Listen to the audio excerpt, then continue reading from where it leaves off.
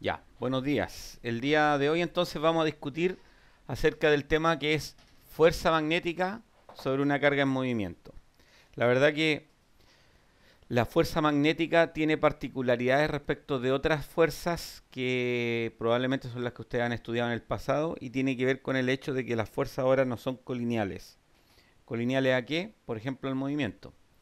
Experimentalmente se ha observado que las cargas eléctricas bajo ciertas condiciones sienten una fuerza en presencia de un campo magnético. Pero si esas condiciones no se cumplen, entonces no hay fuerza magnética. Es decir, de alguna manera la fuerza magnética actúa solamente a veces. Y vamos a ver cuáles son esas veces en las cuales actúa la fuerza magnética. Una de ellas es, por ejemplo, si la carga está en movimiento, siente la fuerza magnética, pero si la carga está en reposo, entonces la carga no siente ninguna fuerza. Ahora, cuando la carga está en movimiento, la fuerza no vale siempre lo mismo, depende de la dirección de la velocidad. Entonces, si la velocidad es paralela al campo, entonces la fuerza es nula, pero sin embargo es máxima cuando la velocidad es perpendicular al campo. Ahora, la fuerza magnética cambia con el valor de la carga, es decir, mayor carga, mayor fuerza, y también depende de la rapidez. Mientras más rápido las partículas, mayor es la magnitud de esta fuerza. La dirección de la fuerza es perpendicular al plano que forman el vector velocidad y el vector campo magnético. Y si el signo de la carga es opuesto, entonces la fuerza cambia de orientación, va en la dirección opuesta. Ahora, todas estas observaciones experimentales se pueden resumir a través de una expresión matemática que involucra al producto Cruz. Entonces vamos a decir que la fuerza magnética que sienten las cargas está dada por la expresión que es el producto Cruz entre la velocidad y el campo magnético multiplicado por la carga. Ahora les recuerdo que el producto Cruz es anticonmutativo, es decir, si por ejemplo tengo B larga cruz V corta, es decir, campo versus, producto cruz con la velocidad, esto da en la dirección opuesta que la velocidad cruz campo. ¿De acuerdo? Por lo tanto, si la carga aquí es negativa, esto es equivalente a que se invierta el producto cruz y por eso, o sea, el signo menos de la carga, si es que fuera negativa, entonces ese signo menos lo que hace en la práctica es invertir estos vectores y por lo tanto la fuerza da en la dirección opuesta.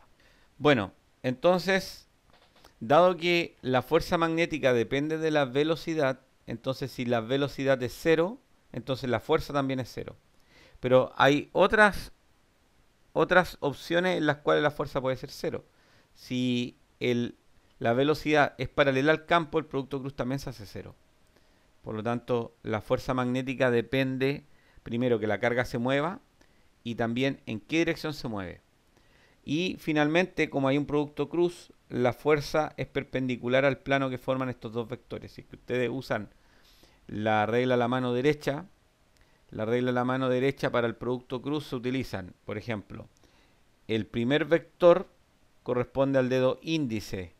Entonces ustedes apuntan el dedo índice en la dirección del primer vector, apuntan el segundo dedo, que no recuerdo en este momento cómo se llama, en la dirección del campo magnético, y entonces en la dirección que apunta el pulgar está la dirección de la fuerza. Ahora, esto es interesante porque, por ejemplo, en el espacio hay partículas que se mueven, partículas con carga que se mueven, que provienen desde el Sol. Y la Tierra posee un campo magnético, por lo tanto estas partículas con carga que provienen del Sol, que van a tener una cierta velocidad, se van a encontrar con el campo magnético de la Tierra y encuentran estas trayectorias que son espirales. Luego vamos a discutir acerca de las trayectorias de movimiento. Y eso hace que las partículas cargadas impacten, dependiendo de su carga, en alguno de los dos polos. Y eso produce un efecto que se conocen como... ¿Alguien sabe cómo se llaman? Son las auroras polares.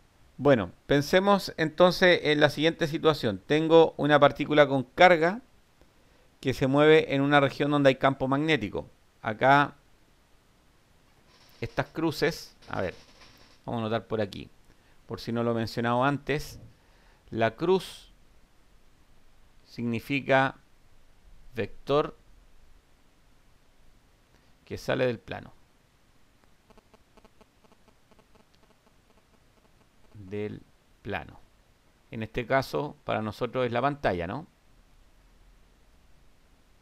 Mis manos suelen no hacerle caso a mi cerebro.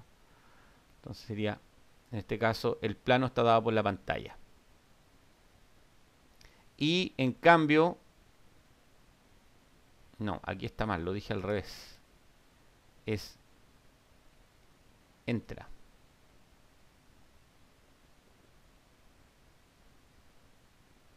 Cuando sale, se dibuja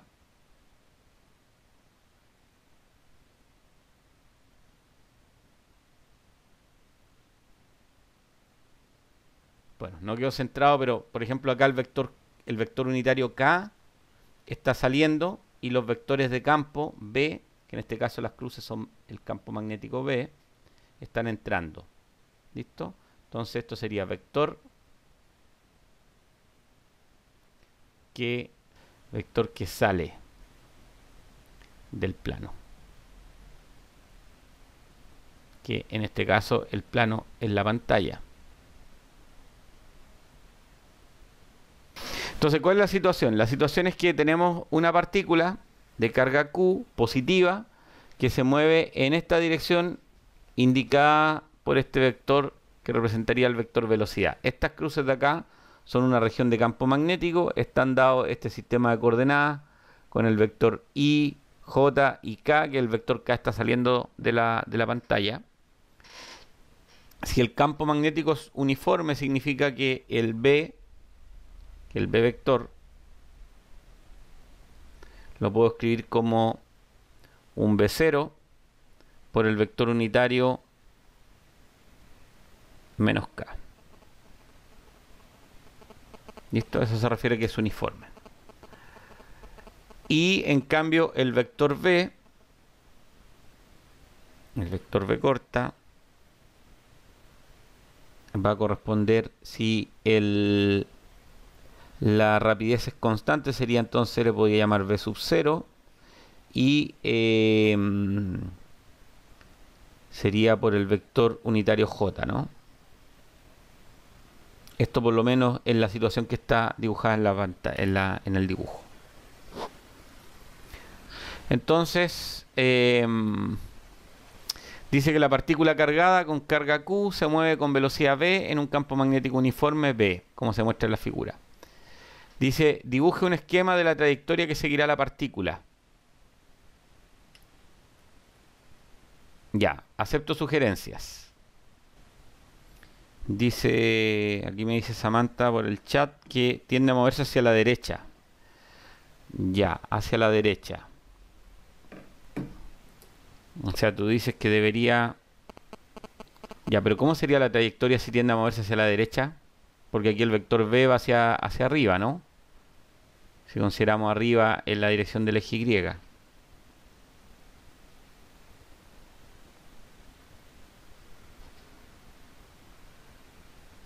¿Cómo puedo saber la trayectoria sin hacer ningún cálculo?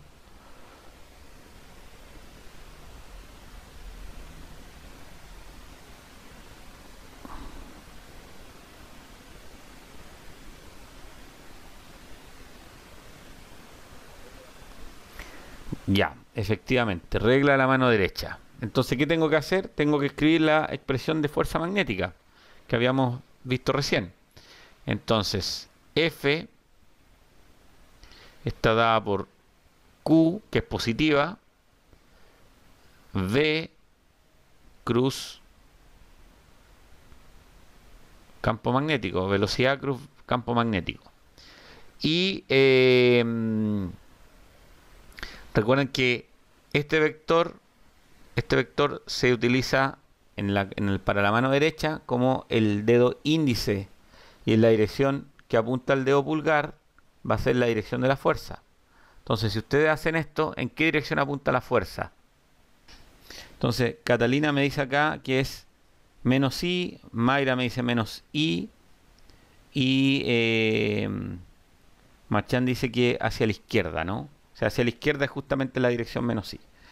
Entonces, si tuviera que dibujar acá el vector fuerza, sería algo así en este instante. En esa posición sería así. Entonces, esto sería el vector F, dado por esta expresión, ¿no? Ahora, F es perpendicular a B. ¿Qué significa esto en la práctica?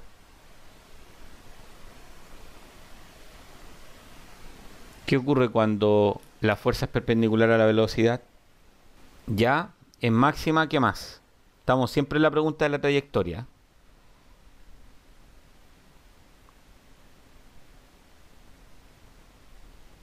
En máxima en el sentido de que el seno del ángulo vale 1, en el sentido máximo. Pero respecto a la trayectoria, ¿qué implica que la fuerza sea perpendicular a la velocidad? Ya, lo primero es que no hay trabajo. Perfecto. ¿Qué más?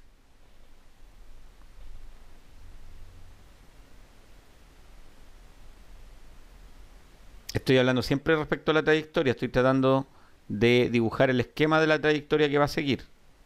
¿Cómo podemos llegar a una respuesta de esto si no me acuerdo de nada? Bueno, pensemos en alguna situación física que ustedes conozcan, en el cual la fuerza va en una dirección que sea perpendicular a la velocidad.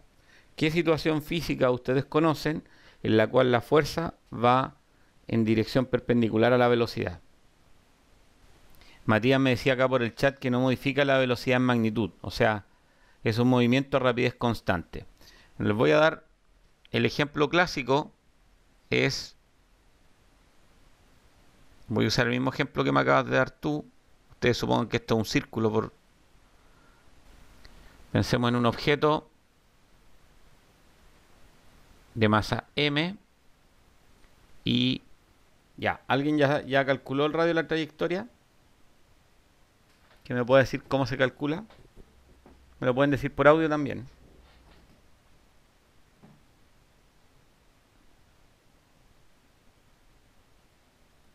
Algunas relaciones que deben conocer ustedes del pasado. Había dicho que la frecuencia era el recíproco del periodo, que la frecuencia angular era 2pi por la frecuencia, y que la aceleración centrípeta está dado por la rapidez al cuadrado partido por el radio de la trayectoria.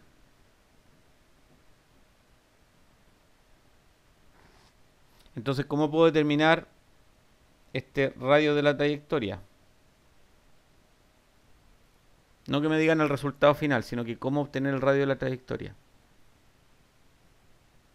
Ya, me dice Germán, me dice igualando la aceleración centrípeta con la fuerza. Bueno, la fuerza centrípeta, esto de acá tiene que ser la fuerza centrípeta dividido por la masa, ¿no? Y la fuerza centrípeta, ¿a qué corresponde en este problema? La fuerza magnética. Y la fuerza magnética habíamos visto que estaba dada por Q,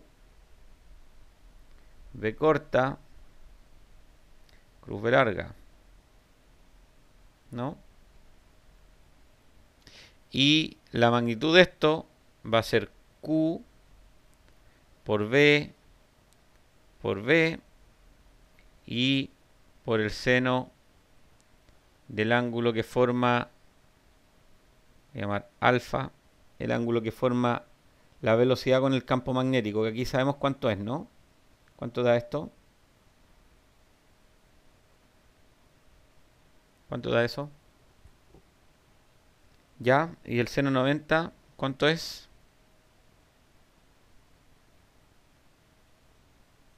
1. Son perpendiculares, ¿no? O sea que b cuadrado partido por r, vamos a usar esta r, es igual a q por la rapidez por el campo dividido por la masa. ¿De acuerdo? Entonces de aquí se obtiene que el radio de la trayectoria va a estar dado por m por b cuadrado. Perdón. Aquí este b cuadrado se va con esta b de acá, ¿no? Entonces me queda m por b y dividido por q y por el campo.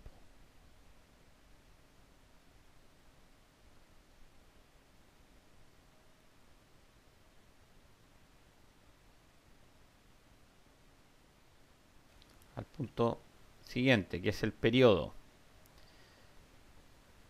¿Cómo se obtiene el periodo? El periodo lo podemos obtener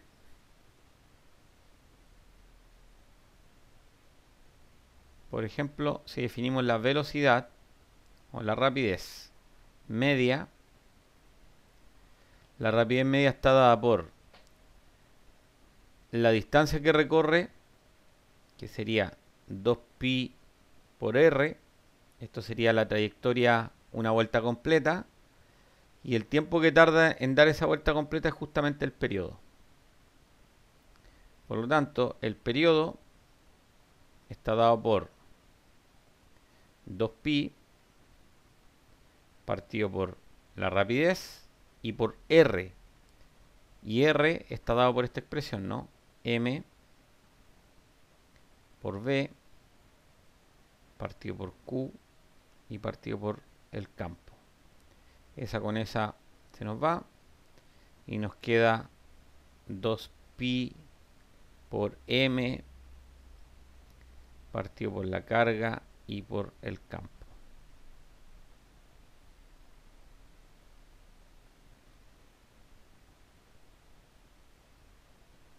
Para la frecuencia angular habíamos dicho que omega era 2pi por la frecuencia y esto es igual a 2pi partido por el periodo. ¿Listo? Y si aquí despejo 2pi partido por el periodo, esto hacia acá y reordeno, eso me va a dar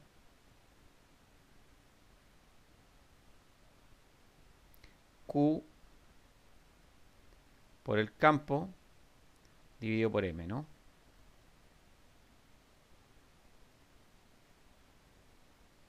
Sí.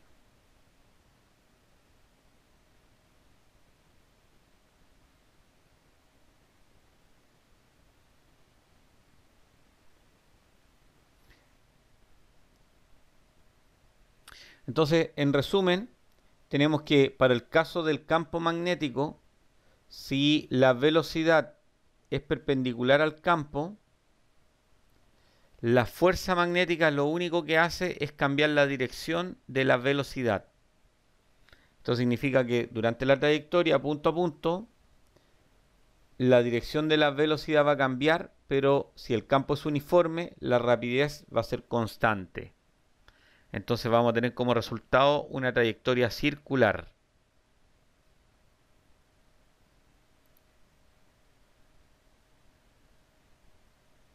Ya, pregunta para ustedes.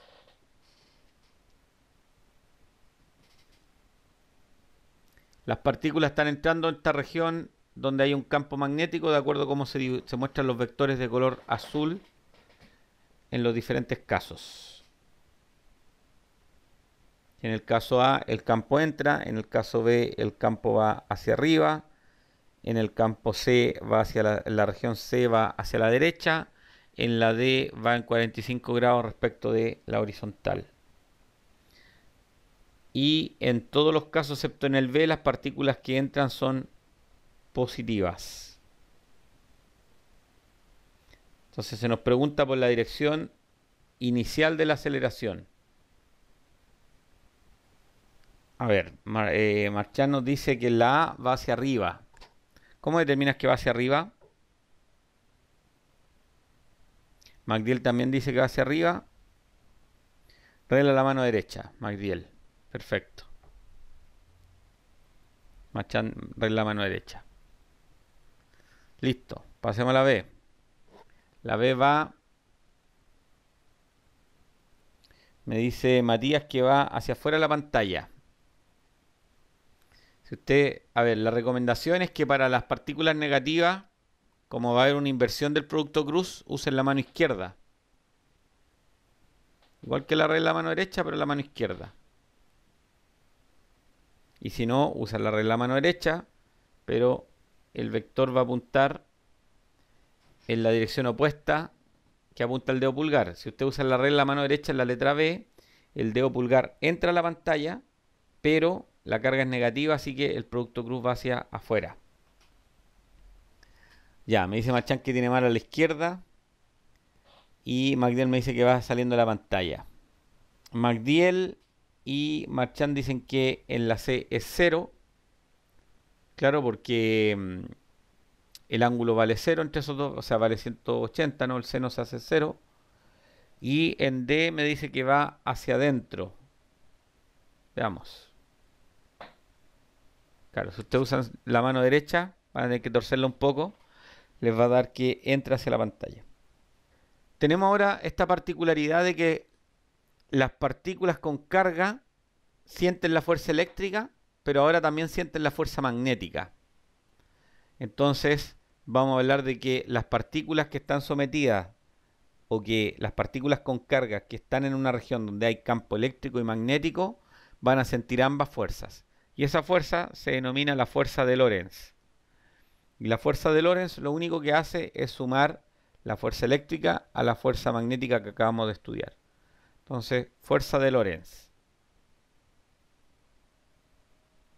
es la fuerza que siente una partícula con carga cuando entra en una región donde hay campo eléctrico y magnético a la vez. Es simplemente la superposición de las dos fuerzas. Listo. Problema que he planteado para ustedes. Tenemos una carga que se mueve con una cierta velocidad que está determinada acá en el enunciado. Y se mueve a través de una región donde hay campo eléctrico y un campo magnético. Ambos son campos uniformes. Se nos pide encontrar la fuerza y se nos pide el ángulo que forma el vector fuerza con el eje X. Tenemos que la fuerza de Lorentz, la que acabamos de definir, es Q por E más Q por V cruz campo magnético. Y estas son esas dos expresiones.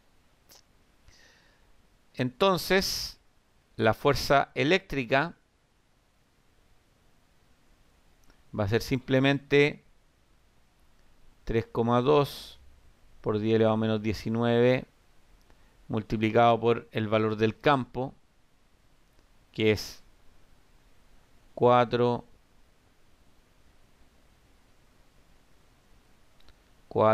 menos 1 y menos 2. Solucionado por lo menos la parte del campo eléctrico. Y la parte de la fuerza magnética, veamos primero B corta cruz B larga, ¿no? Entonces aquí lo que hay que hacer es I, J, K. Las componentes de B son 2, 3 y menos 1. Las componentes del campo magnético son 2, 4 y 1. Y si a esto le agrego Q, entonces el resultado de esto lo tengo que multiplicar por 3,2 por 10 elevado a la menos 19 Coulomb.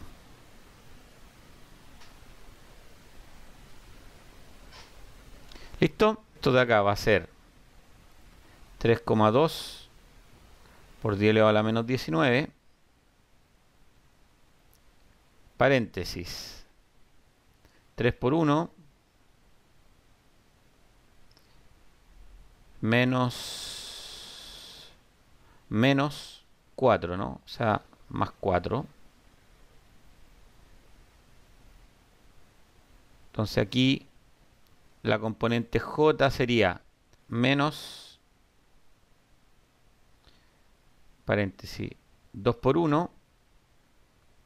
Y después tengo menos 2 por 1. Sería más 2. Y ahora pasamos al tercer término. Al tercer término, que es K. Entonces sería 2 por 4 sería, entonces, 2 por 4. Y después sería menos 2 por 3.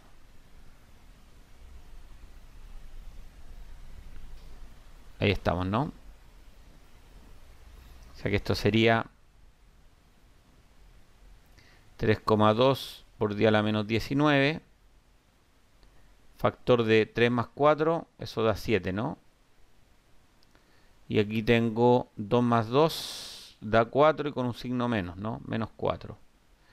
Y finalmente tengo 8 y 6, ¿no? Entonces serían 8 menos 6 es 2. De la fuerza magnética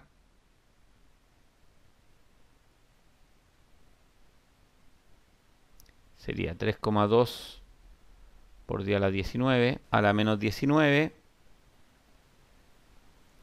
paréntesis, 7 menos 4, 2.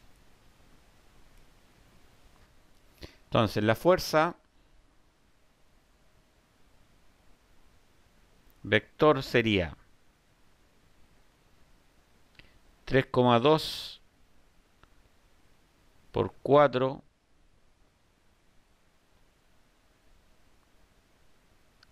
3,2 por menos 1, 3,2 por menos 2,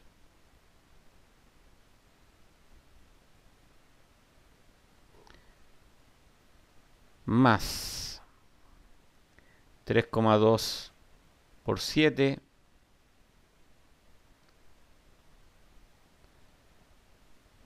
menos 3,2 por 4 y 3,2 por 2.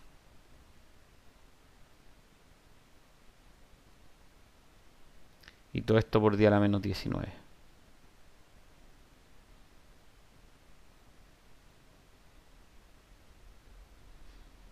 Listo, el resto es álgebra.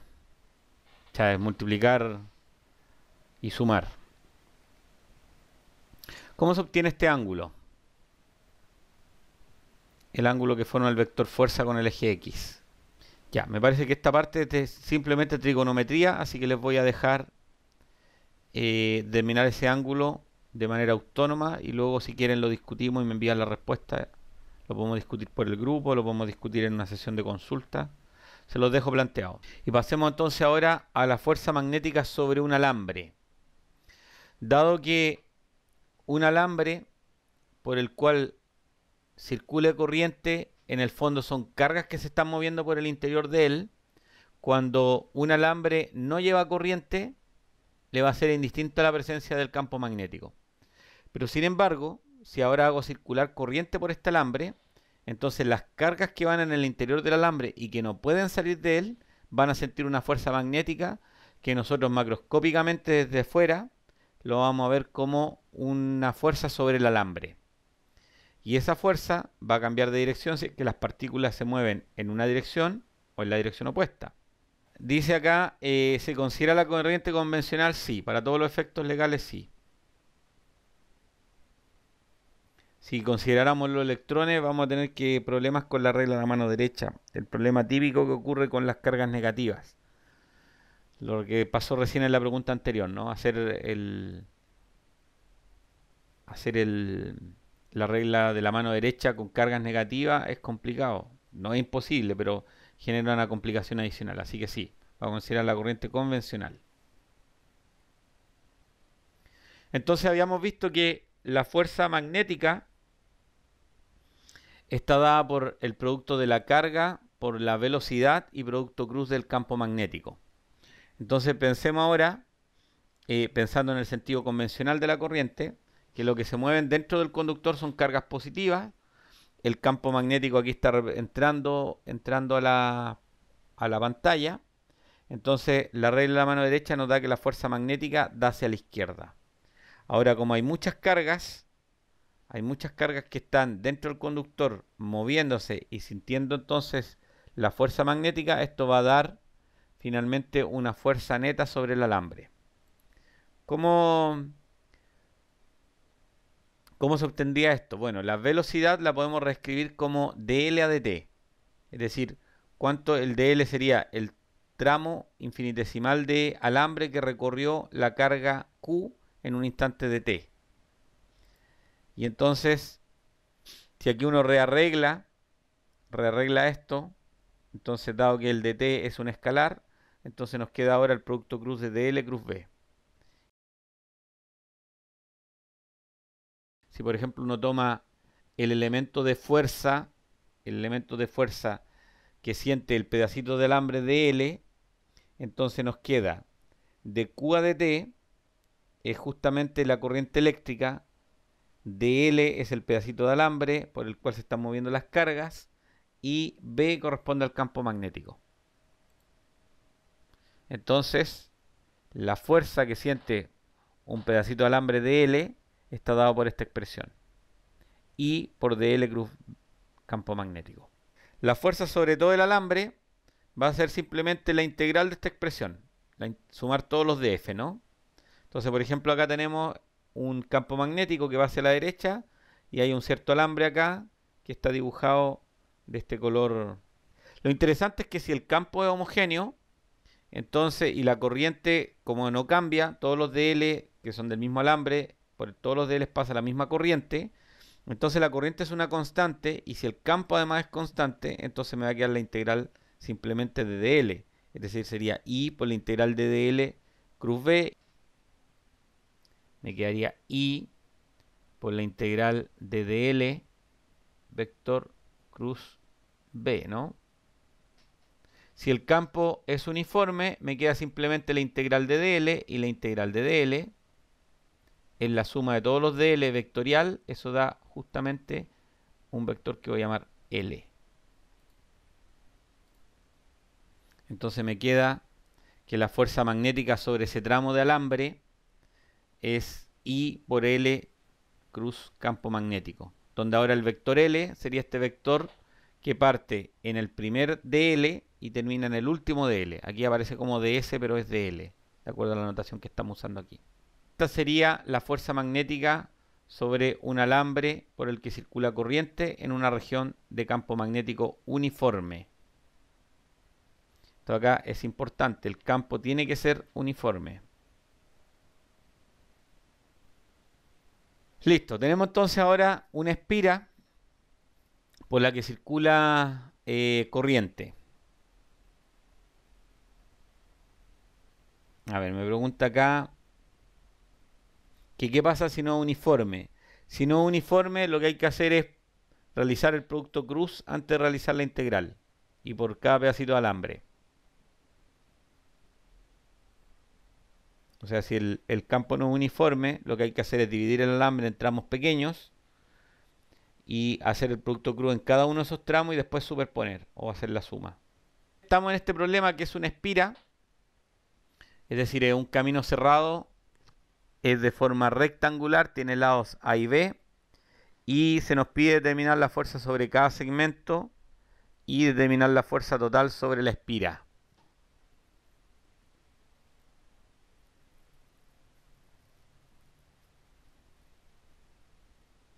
Listo, ¿qué es lo que tenemos que hacer entonces? Acá hay que considerar que el B es uniforme. B uniforme. Aquí está dibujado en un lado, pero hay que imaginar que esto está en toda la región. Listo.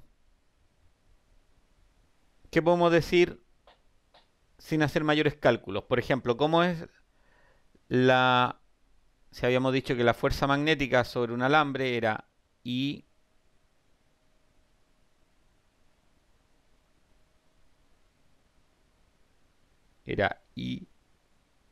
por L vector cruz B vector, ¿no? Ya, entonces me dice Matías que en 1 y en 3 es 0. ¿Por cuál sería la razón? Los vectores son paralelos, efectivamente. En el caso 1, el I es antiparalelo, o sea, perdón, el vector L es antiparalelo a B, porque el L sería este, ¿no? En el caso 1, este sería L1 vector, ¿no? Y en el caso 3 sería L3 vector. Entonces en el caso 1 son antiparalelos y en el caso 3 son paralelos. En cualquiera de los dos casos el producto cruz da 0. Así que efectivamente en 1 y en 3 la fuerza sobre esos alambres es 0. ¿Qué pasaría con el tramo 2 y el 4 entonces? Ya, dice que tienen la misma magnitud pero diferente sentido. ¿A qué te refieres con que tienen diferente sentido? Las fuerzas son opuestas. ¿Qué significa en la práctica que sean opuestas? ¿Cuáles son las direcciones? Porque decir que son opuestas es un juego peligroso de palabras.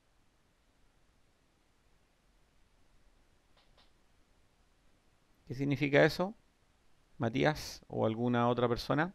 Aquí me dice que es por el ángulo, ya, pero lo que me interesa saber es, Matías decía que tenían la misma magnitud pero distinto sentido. No me quedó claro qué significa eso. Después me dice que son opuestas, pero eso también es peligroso porque la fuerza sobre el alambre 1 está, perdón, sobre el alambre 2 está actuando sobre el 2 y no sobre el 4, y a la inversa, la fuerza sobre el alambre 4 está actuando sobre el 4 y no sobre el 2. Decir que las dos son opuestas podría significar que alguien interprete que esas fuerzas dan 0.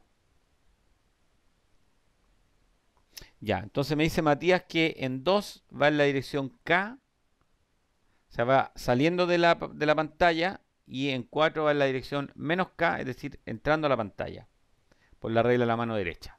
Perfecto, sería algo así, ¿no? O sea, si miráramos del lado del alambre, por ejemplo, aquí sería el alambre 2 y aquí sería el alambre 4. ¿Listo? Estoy mirándolo desde abajo hacia arriba el alambre. Entonces,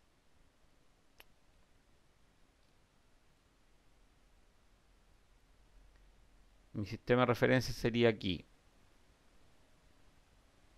X va hacia allá. Y,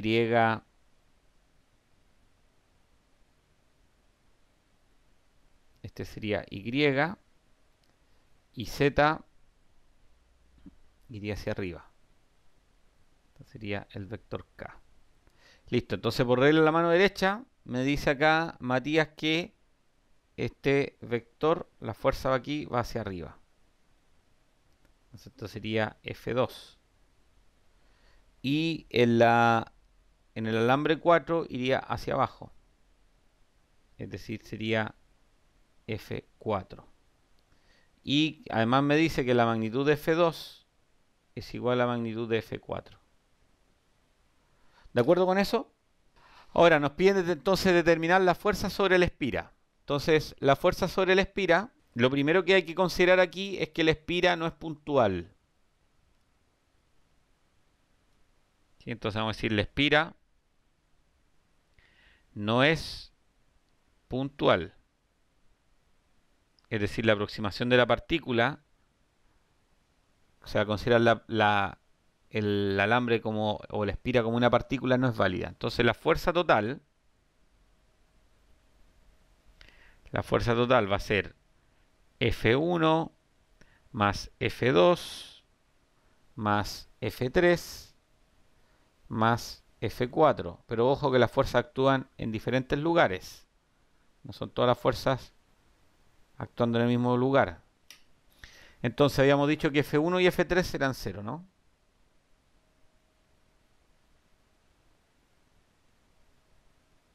Y esto de acá, yo voy a llamar a esto F2 sería I por L, que sería A, y por el campo magnético, que es B, ¿no? Entonces esto sería I por A por B, sería F2. Y el F4 apunta en la dirección menos K, sería menos I por A y por B, y esto daría 0, ¿no? Ahora, esto es solo porque el alambre es rectangular, ¿no? Si esto fuera eh, un trapezoide, por ejemplo, esto ya no daría 0. O sea, es porque el largo 2 es A y el largo 4 es A, y entonces estos valores son los mismos. Entonces esto da 0. Entonces, conclusión, si el campo eléctrico es uniforme, en una espira de corriente la fuerza es 0. Que la fuerza sea 0 no significa que esta espira no le pase nada. Supongamos que tenemos dos alambres paralelos. Entonces tenemos un alambre, aquí está llamado, por este alambre circula I', por el alambre inferior circula I, y por ejemplo, consideremos la corriente que circula por el alambre inferior. La corriente que circula por el alambre inferior produce un campo magnético y el alambre que está en la región superior siente las partículas que van moviéndose por ese alambre, sienten ese campo magnético producto del alambre inferior. Es decir, ahora la fuente del campo magnético que siente las cargas que se mueven por el alambre superior es justamente el alambre inferior. Lo mismo va a ocurrir a la inversa luego, ¿no? Entonces esto da que la fuerza magnética que siente el alambre es atractiva, o sea, es decir, el alambre superior se siente atraído por el alambre inferior. Lo mismo va a pasar si es que yo invierto el análisis y ahora considero el alambre de arriba como fuente de campo y las partículas del alambre inferior como partículas que se mueven en una región de campo magnético producido por el alambre superior. ¿Se entiende la idea, no? El resto es saber que el campo magnético dado por un alambre está dado por esta expresión y entonces la fuerza va a ser I' sobre el alambre inferior por L, que está dado por este alambre, y por el B, que está generado por el segundo alambre, que sería esta expresión de acá. Y el análisis a la inversa también es válido. Entonces, ahora como los alambres pueden ser muy largos, lo que uno suele hacer es calcular la fuerza por unidad de longitud. Aquí simplemente se reemplazó este campo magnético acá, se hizo el producto cruz y se llegó a esta expresión de acá. ¿Listo? Y aquí se dividió por L para obtener la fuerza por unidad de longitud. El campo que siente, dice Sergio, el campo que siente I' es 0. No, no es 0. Para que sea 0, la corriente sobre este alambre tiene que ser 0. Si hay corriente distinto de 0, este alambre genera campo. Y este campo lo sienten las partículas que se están moviendo, las partículas cargadas que se están moviendo por el alambre I'. Por el alambre prima, por lo menos. I' es la corriente que pasa por ese alambre.